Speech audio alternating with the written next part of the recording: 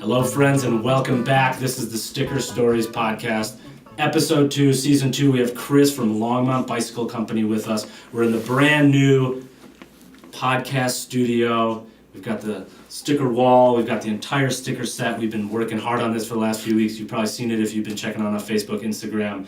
We've been behind the scenes building this. Very excited to welcome our first guest here. Like I said, but let's kick it off right into top of mind.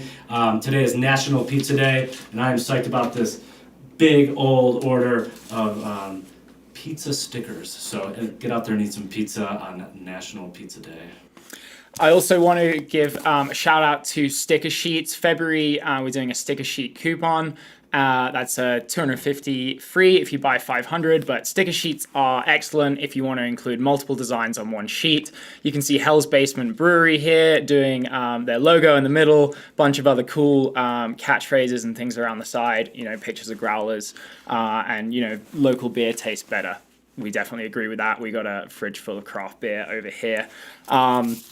Sticker sheets are also great for label applications. If you have multiple products and you want to fit them on fit the product labels on one sheet, it's a really economical way to print multiple designs. So just wanted to highlight that. The coupon is $250 sticker sheets. That'll also be going out on Facebook.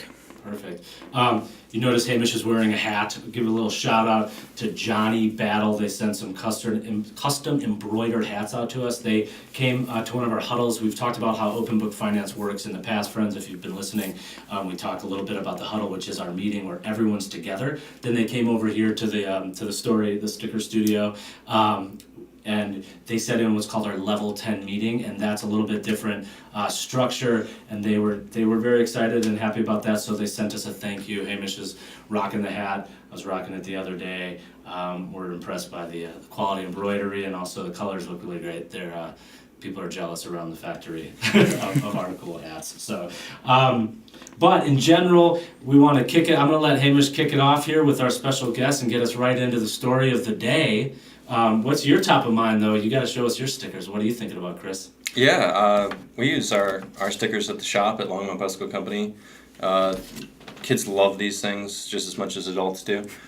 We opened up our shop in June downtown, and we've actually handed out over 2,000 of these. What? So, yeah, they're a hot little topic. It's a good sticker. For sure. Yeah, that's 2,000 fans right there. Yeah, I think they love them. They go out the door constantly. It's funny. The most common question with a stack of stickers at the cash wraps is, "Are they free?" Yeah, they're free. It's great guerrilla marketing. So we love it.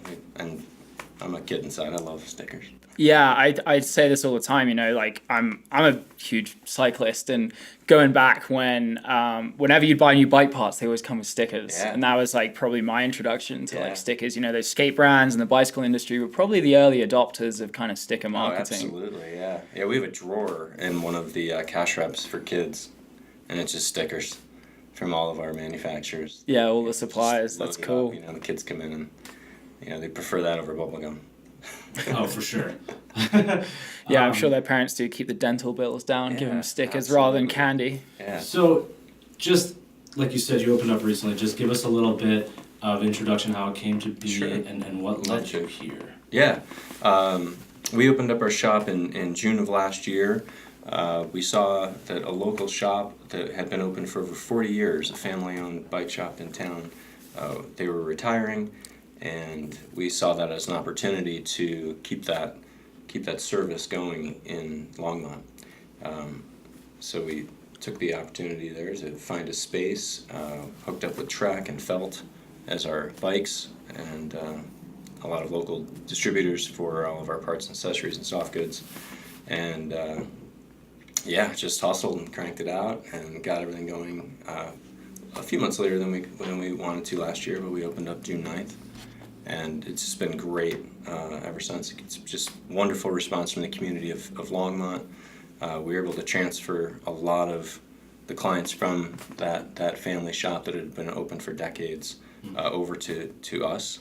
So it was really nice to see that transfer come over. And like I said, the community's been a wonderful response from the community. And It was a great year. And did you guys take over their space or a new space? A new space, yeah. Yeah, we moved the shop into downtown Longmont at 314 Main Street, just a couple doors up from the Dickens Tavern. Yeah. So you're gonna have a 1-year anniversary party soon. Oh, absolutely. Yeah, absolutely. Circle that on the calendar. Yeah. Yeah. Any plans for that yet, or? No, not yet. We just had we had a very late grand opening party. Oh, nice. We have a coffee bar inside of our shop.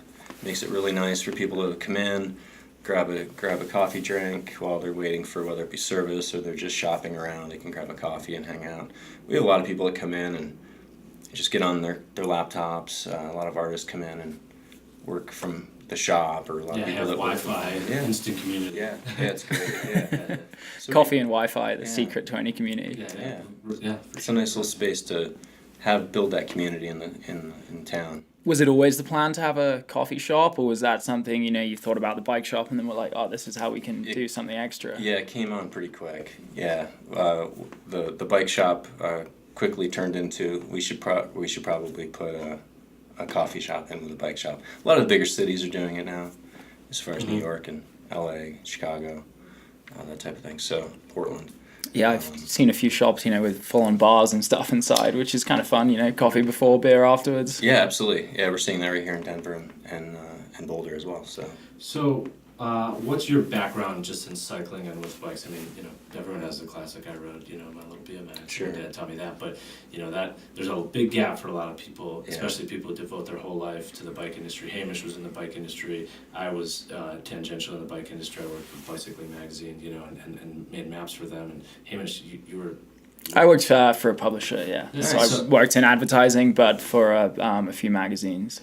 Yeah, so I mean, very similar background, and so like the whole industry around bikes is really cool, but that's like a full-time job. It's one thing being like I like to ride my bike, another being this is my job now, Yeah. right? Yeah, So absolutely. has it always been your job, or have you always? No, it hasn't. I've always worked in the outdoor industries. I worked in the cycling industry in the 90s with Schwinn when we were in Boulder. Oh, nice. And then went over to Ski Magazine after that with a book division that was opened up that we built a lot of these awesome coffee table books for ski resorts around the world. Oh, nice. So Yeah. publishing too. That's Yeah. cool. All three of us are like Yeah. publishing, sort of, background related to outdoors. Yeah. Nice. So cycling, ski, and then yoga and wellness. I was with a company called Gaim Yoga Oh, yeah. for 11 years. They're local, right? Yeah, right in Louisville. Yeah. Sweet. So- That's a yeah. good connection. I feel like the cycling industry is getting more aware of like the benefits of yoga for cyclists. absolutely. When you're kind of hunched over on a bike for so long, you got to stretch it out. Yeah, And maybe you have yoga classes at your shop. Yeah, anyway, that's another conversation. We don't want to lose track of ourselves. So you like you said, you're motivated to start the company here because there was a need. That makes sense. What are some of those challenges that you're seeing? Like you said, you're in a year, so you still have a lot of learning happens probably in the first year. Absolutely, yeah. It's our first year. We're just building our brand. We're building our community. Cutting our teeth, so to speak, with the community and building that trust in the community of being the new shop in town. But it's been wonderful. I think the biggest challenge is really, I shouldn't say is, but will be employees. That's going to be the biggest challenge. As we move into 2018, we're getting busier and busier, which is a good problem to have. But staffing is definitely going to be a challenge as we move forward. So anyone out in Longmont would like to come work at the bike shop, stop If you by. like bikes and you and you're a work at Longmont barista as well. Yeah, right. Or you Yeah, can, that would if be you love perfect. coffee and you like Longmont on Main Street, they have a great space. I've been there a few times. I've had my bike fixed there actually.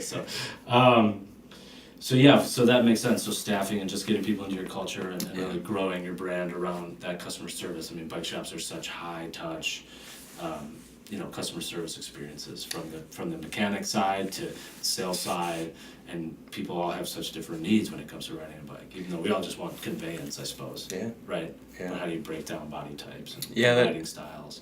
In that's a good segue to that. We talk about all the time at the shop of not being the typical. There's two types of stereotypical shops. There's the elitist shop that people walk into a shop and they feel almost talked down to. You know, like, No names will be said, but You in don't this know. area, bike shops and bike racing is political, and I won't say anything, but there's no keep names doubt out of it. that you can walk into a store in this county of Boulder County Oh, and yeah. feel perhaps like you've stepped into the twilight zone. Yeah, Where well- you're not, this is not my bike shop. Yeah. we're trying to get away from that and be more welcoming and bring people in and just build a community and a family of people that feel comfortable and welcomed when they come in the shop, and they don't feel talked down to, as it were. I think the other one is what I call a grumpy old man shop, where you know, there's a lot of that going on. So you either get the elitist or the grumpy people, and we're neither of that. So Yeah, I'm nothing trying like to- getting hosed for not servicing your bike. I'm like, I know I should do this more often, but that's why I'm bringing it into you guys. Yeah, I had yeah. that conversation a few There will be times. muddy bikes, there will be rusty chains, there will be things Yeah. that, if had been diagnosed earlier, would not have been the big problem, and that's why the bill is what That, it is. yeah, too, right? and that's why bike shops exist. To take Oh, care of for sure. things, Yeah. I mean, people don't think about it, but it's just like getting an oil change on your car. You know? Yeah. And Hamish rides avidly. He has barely been in Colorado for a year, but he's been tearing it up. Nice. So. Yeah, definitely one of the reasons we moved here was, you know, the amount of mountains. Yeah. I'm from the south of England where we have about 500 feet of elevation, and we have really good cycling, especially mountain biking, for having not many big mountains, but it's definitely a different ball game Yeah. coming out here where You gotta go to Scotland to get serious. Like, there's Great. spots. yeah, at least the Midlands definitely to hit like the Pennines and Wales and places like that. But yeah, down in the southeast, we have hills, we don't have mountains. But yeah, like I said, we make the most of it. And Hamish and I represent a classic divide. I like road riding, and I'm a huge, I love the Grand Tour, so I love, the Giro and the Tour de France and the Vuelta, and I follow those all summer long. But Hamish likes dirt, right? So we have these constant. Yeah, the perfect yin and yang. Yeah, exactly. When it comes to bikes. Yeah. So, you've got this cafe, like you said, people are doing it. Do you have some sort of other ideas around getting people in the door? You said you're getting busy already, so it seems like you don't have that problem. Yeah, we had a great year, as I mentioned. It was just a really great response from the community as we opened up the shop last summer. And we had a great year, and we've had a good winter. Due to the mild weather that we've had this year, I think we've been... Blessing and a curse. Yeah, it's unfortunate for the businesses in the mountains, but it's been good for the shops down on the Front Range, for sure. I think that as we move into 2018, getting group rides going out of the shop is going to be key. Shop ride. Yeah, Got for it. sure. And just continuing to build through that. And we do a lot of social media as far as Instagram and Facebook and all that good stuff. So We're right there with and, you. and to be able to hang out with guys like you right now, the Right. podcast, this is great. If you, so let's, you like you said, your stickers are very popular and you're using them that way. What other ways could a bike shop use stickers maybe? Well, it's interesting because you bring up the sticker sheets. We're going to be working on these and getting something to you guys in the next couple of weeks because these are great for kids. Sneak preview. Yeah, exactly. Right. And having children, I know that the kids are just going to love these. So we'll come up with an adult version Oh, nice. of a sticker sheet for adults that will have more adult content on them, and then we'll have some, Like the phrasing, right? yeah, the like pictures. you'd look hotter in a helmet, Right. Like those fun stickers that you see on Right. adult bikes. So where kids will do some fun kid stuff. Other than that, we definitely will be doing some more shop stickers and different more fun bright colors, and we're going to be developing a frame sticker for all the bikes that nice. are going out the door, so we can have our shop on the frame. That's good. That sounds fun. But yeah, this is the sticker sheets are a wonderful idea. Yeah, I think kids brands are a great example. Yeah, Probably a huge proportion of the sticker sheets that we see come through the shop are aimed at kids or crafts and stuff like that. So I think that'll probably be one of the first adopters in the cycling industry maybe for sticker sheets in terms of like a bike shop. I've seen brands do them where you buy a product and you buy it and it comes with a whole sticker sheet with all different types of their logo. But as a shop doing it as a give out, that's pretty fun. Yeah, Trek they do a really nice little sticker sheet with all of their with their logo in all sorts of sizes and colors. Some of the higher end bikes, you'll get the sticker sheet in with the owner's manual. Oh, cool. Yeah, they're pretty neat. Oh, that's fun. Yeah. So if you could go back, it's on the small business side of our conversation, which is a part of our podcast. If you could go back and tell yourself anything, what